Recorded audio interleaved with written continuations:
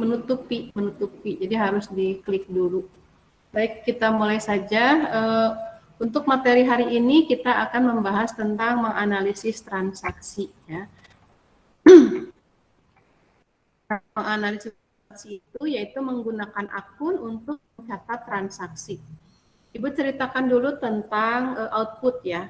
Pertama, bahwa akuntansi itu outputnya adalah menyusun yang namanya laporan keuangan, ya, menyusun atau menghasilkan. Nah, laporan keuangan itu sendiri dapat disediakan atau dapat disusun ketika mengikuti tahapan, ya. Jadi ada tahapan-tahapan yang harus diikuti untuk menyusun laporan keuangan tadi. Tahapannya seperti apa? Yang pertama, tahapan itu disebut sebagai siklus akuntansi. Ya, tahapan itu disebut sebagai siklus akuntansi. Ada apa saja di siklus akuntansi? Yang pertama adalah transaksi. Dari transaksi itu ya diperoleh yang namanya bukti transaksi. Nah, siklus akuntansinya sendiri nanti dimulai dari mencatat transaksi tadi ke dalam jurnal. Ya, jadi tahapan pertama adalah jurnal. Nah, dari menjurnal kemudian dilanjutkan ke posting buku besar. Nah, dari buku besar nanti masuk ke neraca saldo atau yang disebut sebagai trial balance. Dari neraca saldo nanti dibantu dengan kertas kerja atau worksheet ya untuk menyusun. Terakhir adalah laporan keuangan.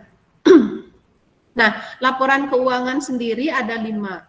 Ya, yang pertama laporan posisi keuangan, kedua laporan laba rugi, ketiga laporan perubahan ekuitas, keempat laporan arus kas, kelima catatan atas laporan keuangan. Ya, itu adalah laporan keuangan standar yang diatur oleh standar akuntansi keuangan.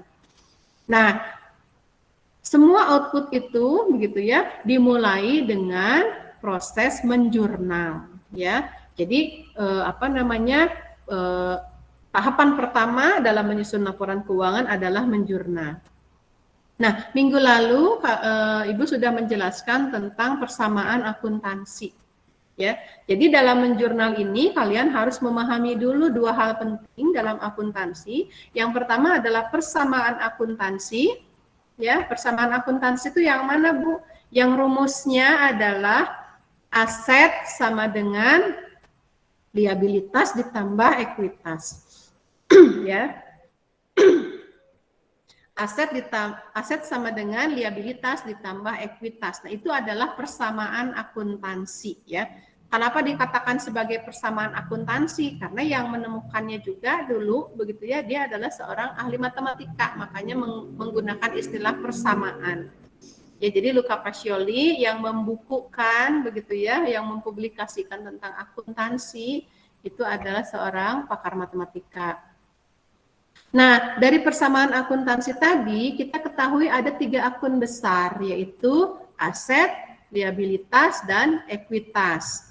Nah, karena transaksi perusahaan sekarang gitu ya, karena transaksi perusahaan itu tidak hanya 2 atau 3 transaksi, tapi ribuan, jutaan, bahkan puluhan juta begitu ya, sehingga persamaan akuntansi itu sudah tidak praktis lagi, atau hanya menggunakan tadi ya aset, liabilitas, ekuitas. Nah, oleh karena itu akuntansi dirancang untuk menunjukkan kenaikan dan penurunan setiap elemen dari persamaan akuntansi. Jadi aset, liabilitas, ekuitas semua punya akun-akun turunan ya. Jadi akun-akun yang termasuk kepada 3 akun besar tadi ya. Oke, kita lihat berikutnya. Nah, dalam sebuah perusahaan itu wajib memiliki yang namanya akun atau daftar akun. Di dalamnya itu adalah akun-akun ya sebagai master file akun perusahaan. Jadi tadi di dalam aset ada akun apa saja, banyak ya yang termasuk aset. Kemudian yang termasuk liabilitas, akunnya apa saja. Yang termasuk ekuitas, akunnya apa saja. Ya. Nah, aset di sini adalah sumber daya yang dimiliki oleh entitas bisnis. Jadi, apa yang dimiliki oleh perusahaan saat ini itu dikatakan sebagai aset. Ya, aset itu ada dua jenis, ada aset lancar, ada aset tetap. Ya, aset lancar itu contohnya misalnya kas, piutang, ya, asuransi dibayar di muka. Nah, dikatakan aset lancar karena sifatnya liquid. Liquid itu artinya apa? Liquid itu artinya mudah dicairkan dalam bentuk uang. Ya, mudah dicairkan dalam bentuk uang atau uang itu sendiri ya, namanya kas tadi. Nah, aset lain juga disebut yang aset satunya lagi gitu ya, selain aset lancar disebut sebagai aset tetap. Nah, aset tetap itu adalah aset yang masa manfaatnya di atas 1 tahun. Ya, jadi nanti pembebanan si aset tersebut itu dilakukan dengan beban penyusutan ya, dalam bentuk biaya penyusutan. Ya. Nah, kemudian yang kedua liabilitas. Liabilitas itu hutang kepada orang lain, kepada pihak luar ya, hutang perusahaan kepada pihak luar. Nah, kemudian ekuitas, ekuitas itu hak pemilik ya terhadap aset setelah seluruh liabilitas dibayar. Artinya, liabilitas dan ekuitas ini adalah sumber dari mana perusahaan memperoleh aset. Ya, bisa dari hutang atau liabilitas, bisa juga dari menanamkan modal pemilik. Jadi pemilik perusahaan itu menanamkan modal, ya, itu disebut ekuitas. Atau misalnya nanti kalau perusahaan sudah berjalan, ya, nanti ada laba kan dari laporan laba rugi, nah itu juga akan menambah modal. Nah, kemudian akun yang keempat di sini ada pendapatan. Ya, yaitu kenaikan dalam ekuitas pemilik sebagai hasil dari penjualan barang atau jasa.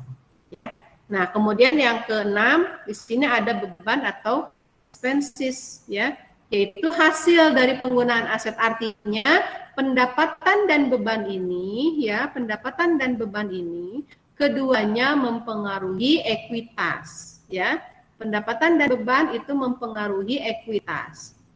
Nah, kalau dilihat dari laporan keuangan, yang menjadi elemen dari laporan posisi keuangan itu adalah aset, liabilitas, dan ekuitas ya, yang termasuk tadi sebagai persamaan akuntansi. Nah, yang dua lagi ini ada pendapatan dan beban masuk sebagai elemen laporan laba rugi. Ya. Nah, jadi kalau di akuntansi itu ditanya berapa sih laba saya? Ya, apakah saya rugi? Maka yang kita cari adalah berapa total pendapatan dikurangi total beban, ya. Nah, nanti akan tersaji dalam laporan laba rugi. Nah, kita lihat di sini bagian akun tadi yang Ibu sudah jelaskan. Nah, ini contoh-contohnya ya. Jadi ini sebagian gitu, masih ada lagi yang lainnya mungkin ya kepada aktivitas transaksi perusahaan. Contoh di sini di aset. Ya, ada aset nomor 1 sampai 9. Yang termasuk aset lancar yang Ibu sebutkan tadi itu nomor 1 sampai nomor 5. Ya, ada kas, ada piutang ya. Piutang di sini bukan hutang ya, beda ya. Kalian harus bisa membedakan. Piutang di sini adalah aset ya. Kemudian piutang itu adalah hutang orang lain ke kita. Gitu ya. Kalau hutang itu kan kita berhutang ke orang lain. Kalau piutang itu orang lain berhutang ke kita. Nah, itu piutang. Maka termasuk aset. Nah, kemudian ada perlengkapan, asuransi dibayar di muka, sewa dibayar di muka. Itu masuk sebagai aset. Nah, kemudian yang lainnya di sini ada tanah, bangunan, kendaraan, peralatan. Nah, itu masuk sebagai aset tetap. Ya, yang nanti akan disusutkan. Nah, berikutnya liabilitas. Di sini contohnya adalah hutang usaha, wesel bayar, sewa dibayar diterima di muka, utang jangka panjang. Ini semua termasuk kategori liabilitas ya. Kemudian untuk ekuitas itu ada modal dan pride. Modal di sini adalah modal yang ditanamkan oleh pemilik, ya, termasuk nanti laba yang dihasilkan oleh perusahaan masuk ke sini. Kemudian kalau prive itu artinya si pemilik modal menarik uangnya atau menarik modalnya atau melakukan pengambilan modal, ya. Maka masuknya sebagai prive. Nah, kemudian ada pendapatan. Pendapatan itu kalau di perusahaan jasa biasa disebut pendapatan jasa. Kalau perusahaan dagang atau manufaktur biasa disebut penjualan, ya, berbeda istilahnya ya. Nah, kemudian yang beban di sini ada banyak beban di sini. Ini juga hanya beberapa contoh saja, yang lainnya akan ada banyak lagi beban. Nah, kalau kita lihat di sini, yang kalian lihat ada aset, liabilitas, dan ekuitas, itu masuk sebagai komponen dari laporan posisi keuangan. Sedangkan pendapatan dan beban itu masuk komponen sebagai laporan laba rugi. Oke, sekarang kita masuk ke sistem akuntansi ayat jurnal berpasangan. Semua perusahaan menggunakan sistem akuntansi ayat jurnal berpasangan atau dikenal dengan istilah double entry accounting system. Ya, sistem ini berdasarkan persamaan akuntansi dan memerlukan setiap transaksi bisnis dicatat setidaknya dalam 2 akun.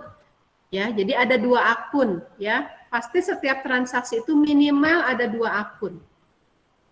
Dicatat dalam 2 akun. Kemudian total debit akan sama dengan total kredit.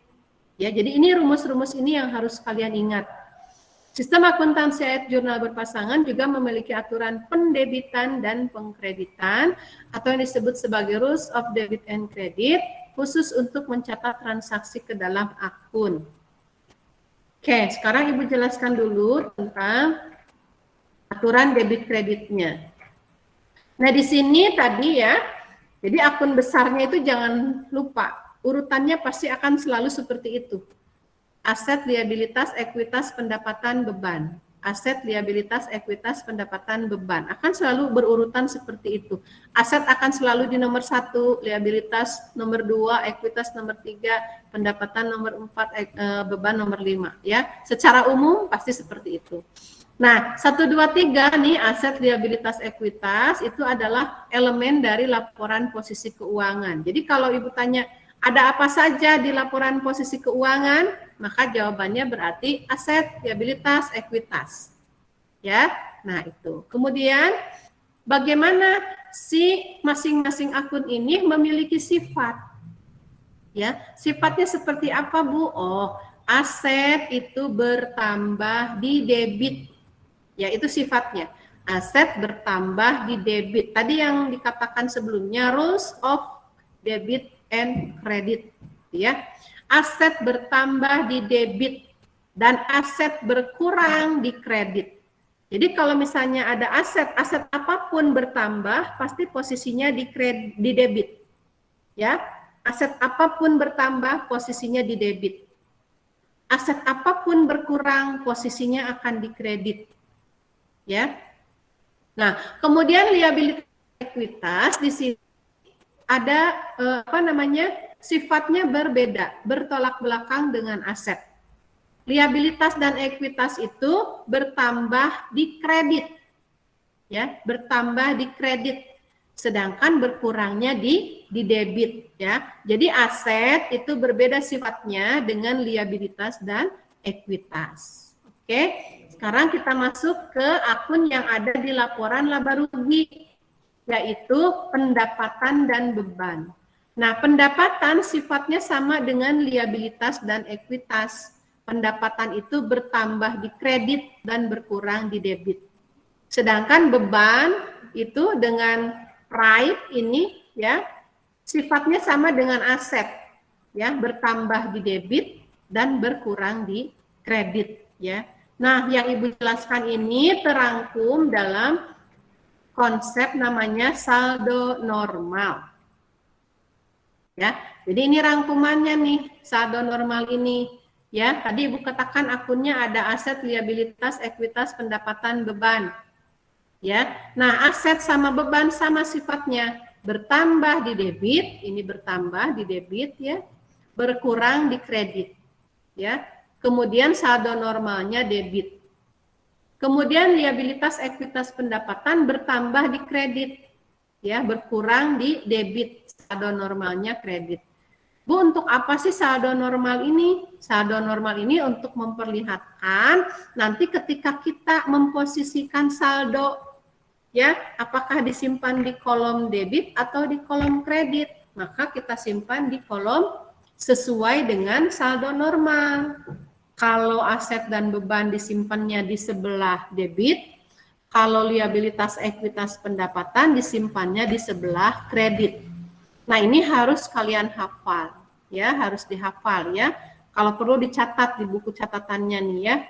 Jadi yang perlu dicatat apa, Bu? Tadi persamaan akuntansi, ya, itu aset sama dengan liabilitas ditambah ekuitas.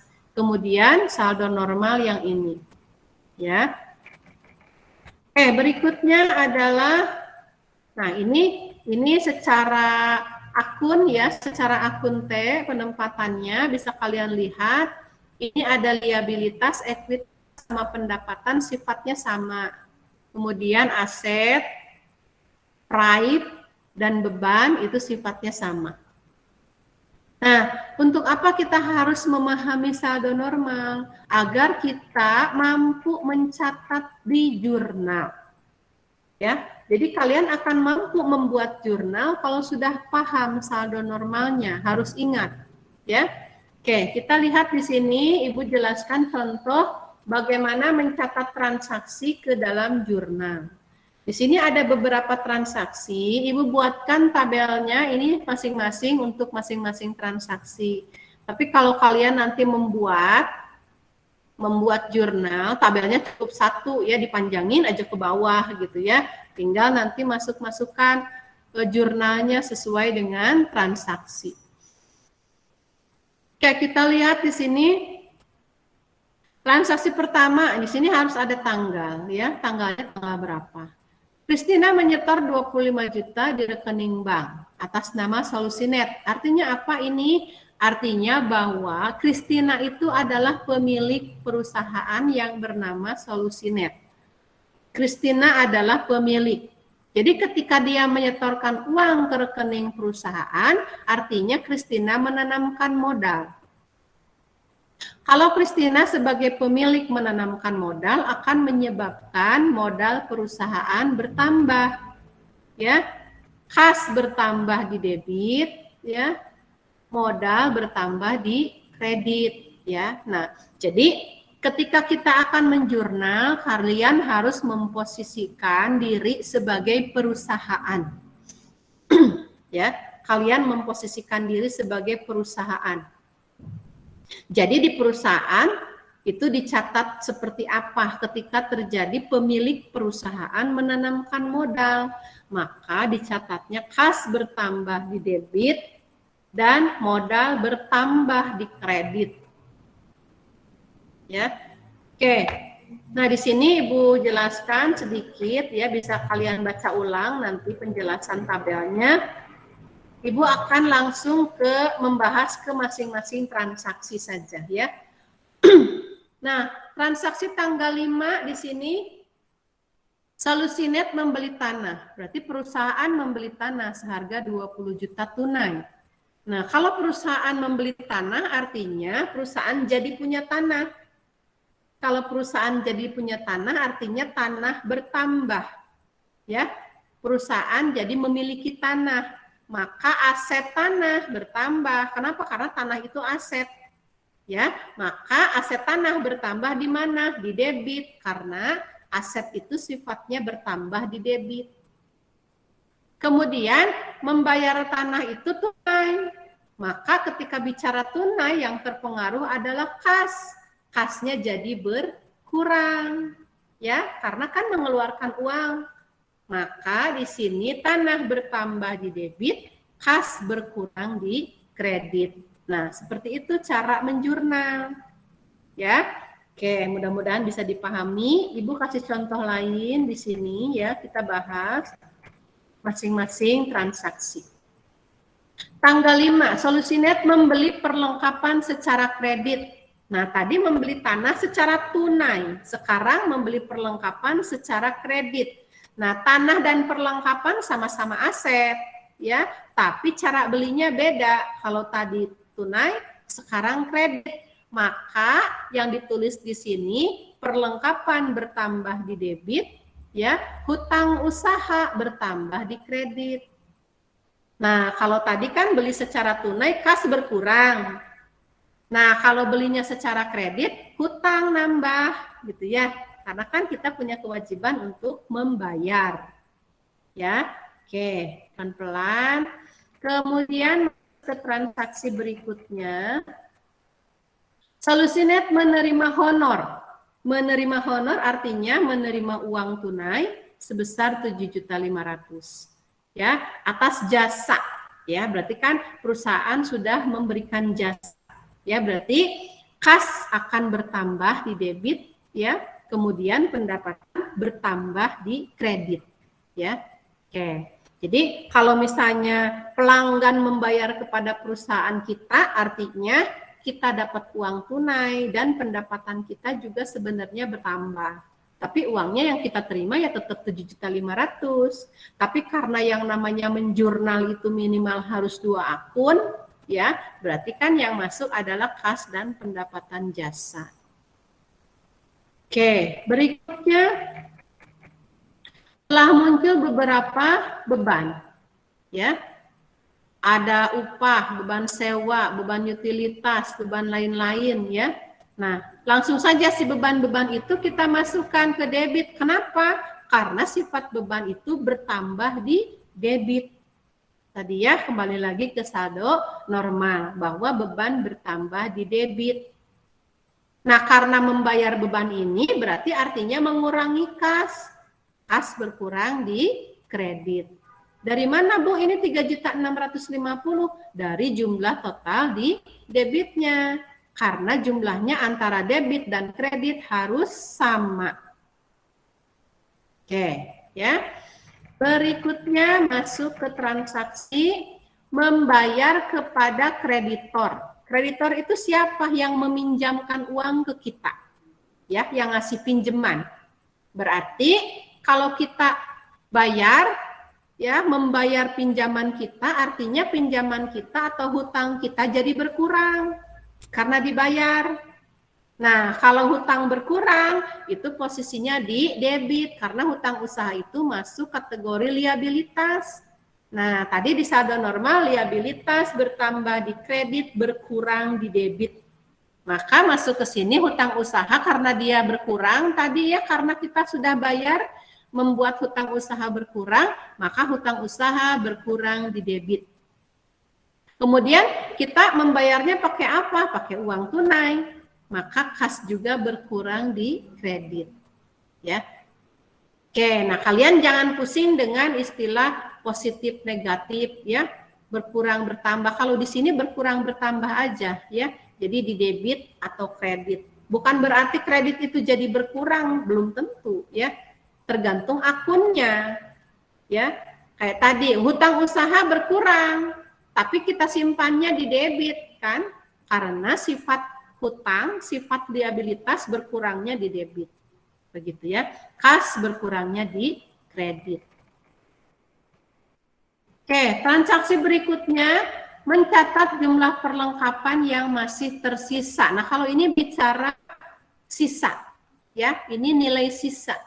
Kalau bicara nilai sisa. Nah, kalau di dalam pencatatan akuntansi yang harus dimasukkan angkanya itu bukan nilai sisa, tapi nilai yang terpakai.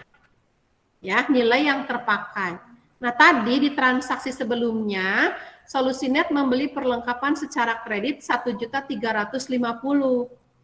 Kemudian di tanggal 30 ini sisa 550. Sehingga yang masuk ke dalam jurnal ini adalah selisihnya karena ini yang terpakai. 1.350.000 dikurangi 550 sama dengan 800.000. Ya. Nah, jurnalnya seperti apa kalau jurnal memakai perlengkapan? Maka di sini adalah beban perlengkapan. Beban perlengkapannya bertambah, ya, bebannya bertambah, si perlengkapan itu sendiri berkurang di kredit. Ya, beban perlengkapan itu masuk kategori beban, bertambahnya di debit. Kalau perlengkapan masuk sebagai aset, berkurang di kredit.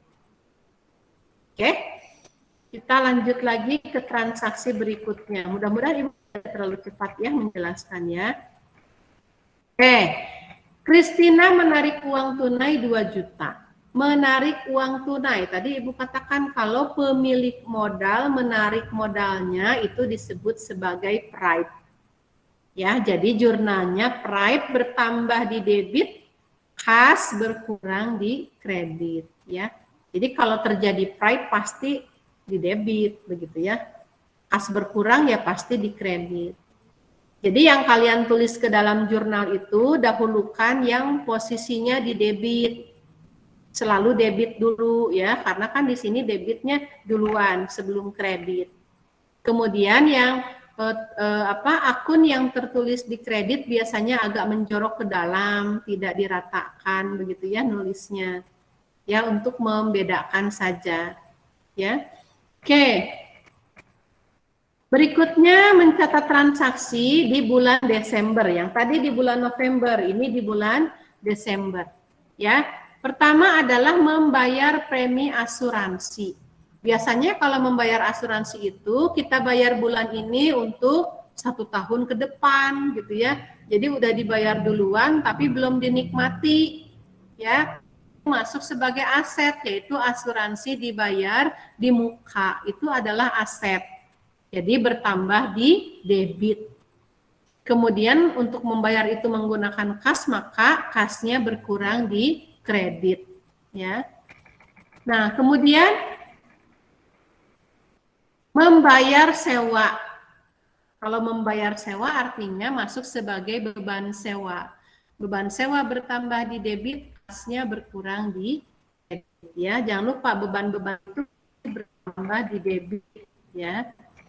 Kemudian menerima, kalau tadi membayar sewa, kalau sekarang si perusahaan kita tuh menyewakan, maka kita menerima uang, ya, menerima uang sewa. Maka di sini kasnya bertambah, kemudian sewa diterima di muka bertambah. Ya, sewa diterima di muka ini masuk sebagai liabilitas, maka tambahnya di kredit. Ya.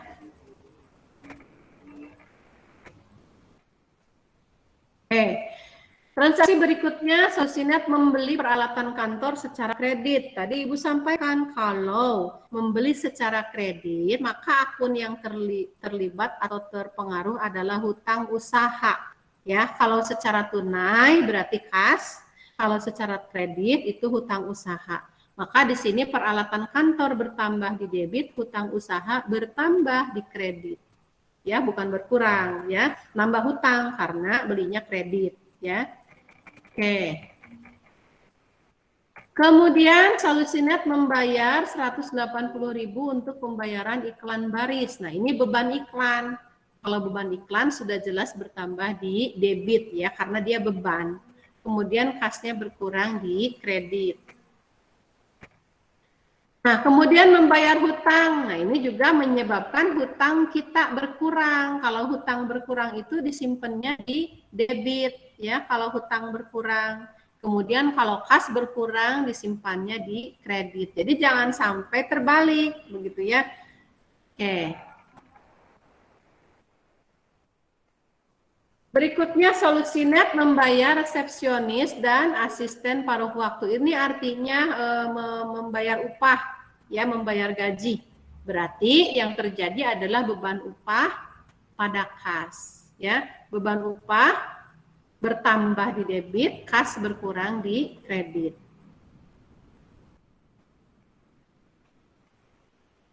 Berikutnya Solusinet menerima uang dari pendapatan jasa. Nah, menerima pendapatan jasa itu berarti kasnya bertambah, pendapatannya bertambah. Ya, kas bertambah di debit karena dia adalah aset pendapatan jasa bertambah di kredit karena dia termasuk pendapatan.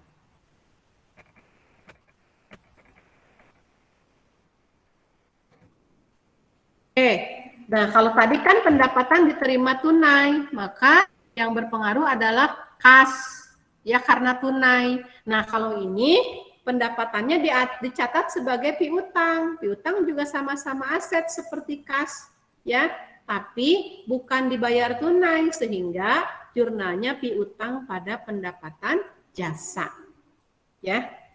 Oke.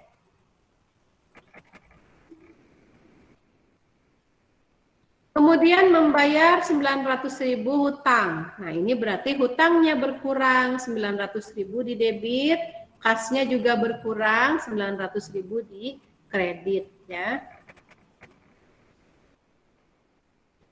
Kemudian menerima pelunasan piutang dari pelanggan. Nah, di sini kan ada istilah piutang, maka piutangnya menjadi berkurang karena dilunasi, ya. Dan menerima pelunasan itu artinya kan perusahaan menerima uang, maka uangnya bertambah, kas di debit, piutangnya berkurang di kredit, ya. Jadi ini sama-sama akun aset, ya. Jadi bertambah di debit dan berkurang di kredit.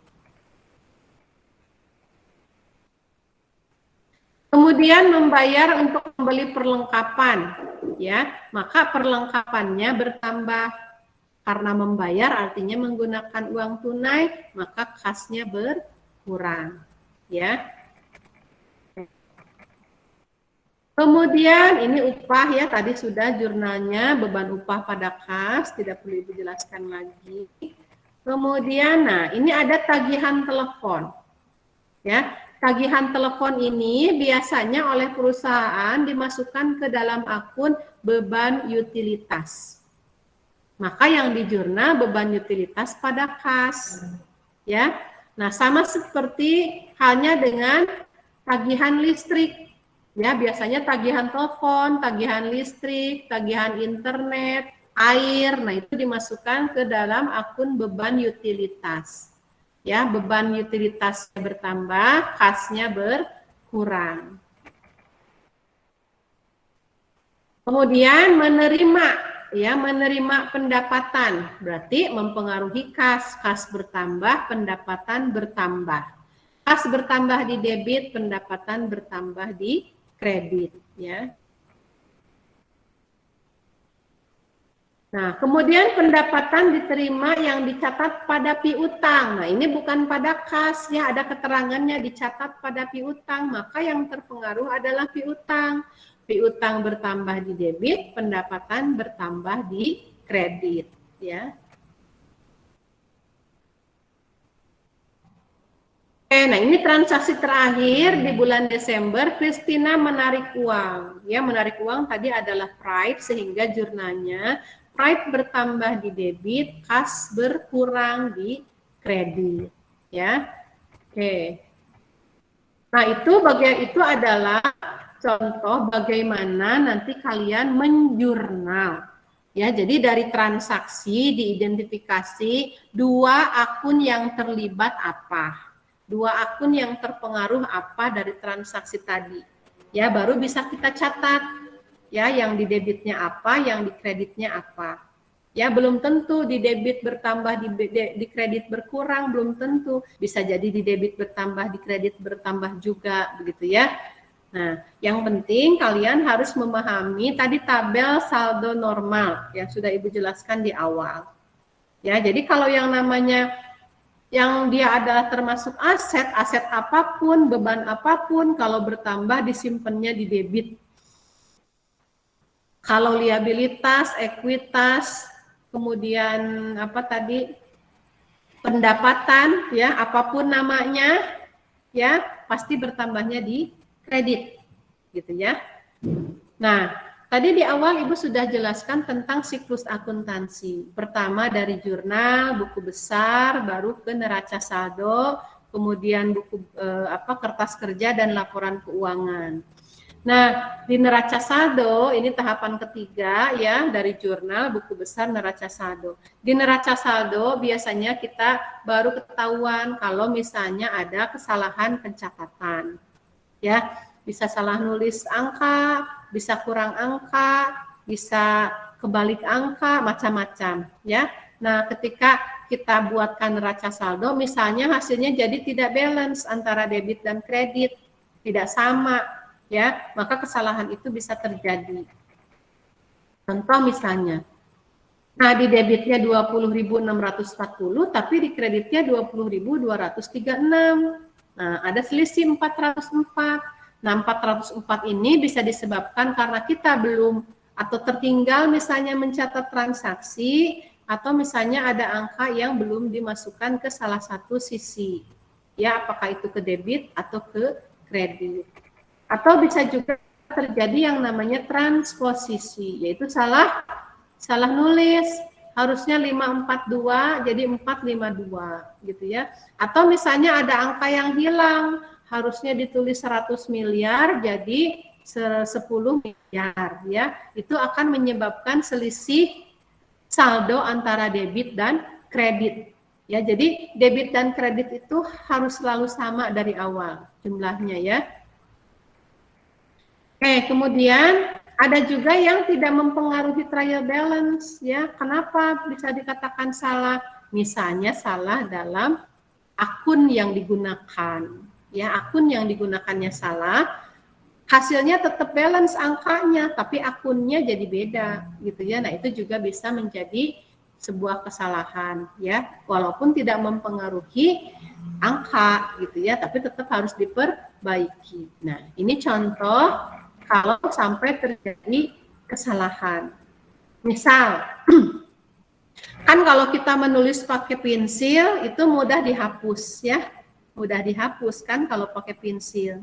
Tapi kalau kita sudah menjurnal menggunakan aplikasi atau program, ya di perusahaan kan sudah ada program tuh yang membuat jurnal gitu ya, atau menyusun laporan keuangan.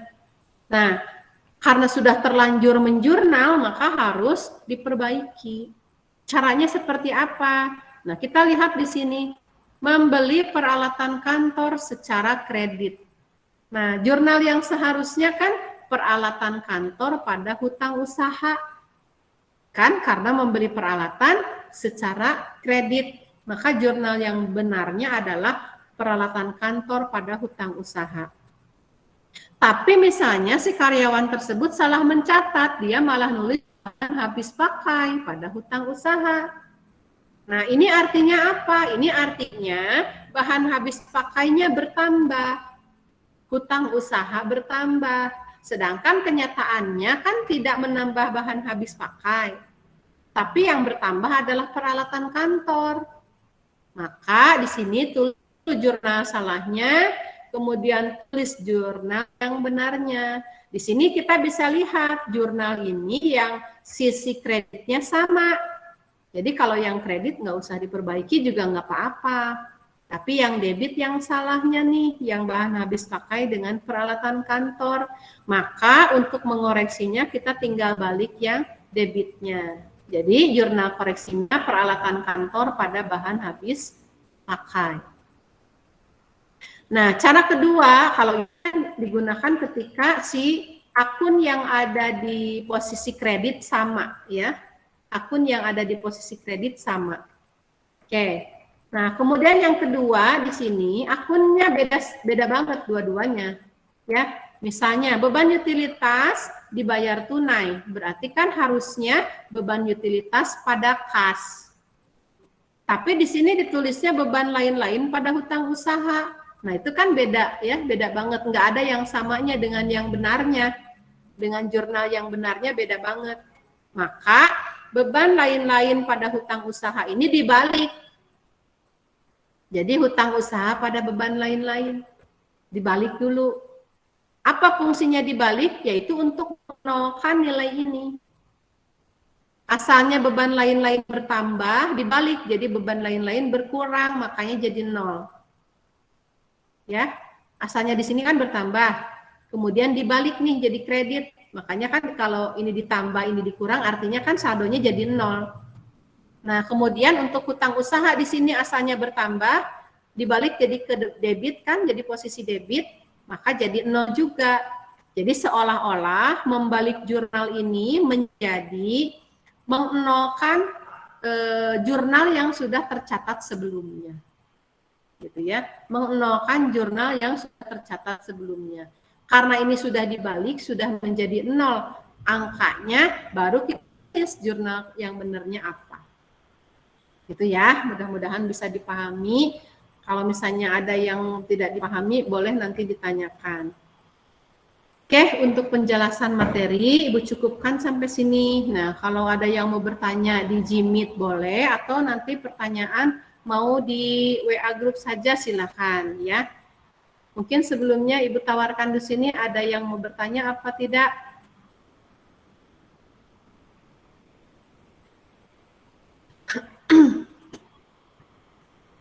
Oke, kalau misalnya tidak ada yang bertanya di Gmeet, Ibu tutup dulu Saya Gmeet-nya. izin bertanya, Bu. Oh, boleh, silakan. Irfan Wiguna, Bu, dari C11. Boleh Irfan. Oke. Pertanyaan saya, Bu, bagaimana tips dari Ibu untuk mengidentifikasi apakah termasuk aset, liabilitas, ekualitas, pendapatan, atau beban, Bu? Bagaimana tips dari Ibu untuk mengidentifikasi tersebut? Untuk apa? Mengidentifikasi hal tersebut, Bu. Oke. Kalau bicara tips ya, tips. Oke. Ibu kembali dulu ke transaksi ya, contoh transaksi.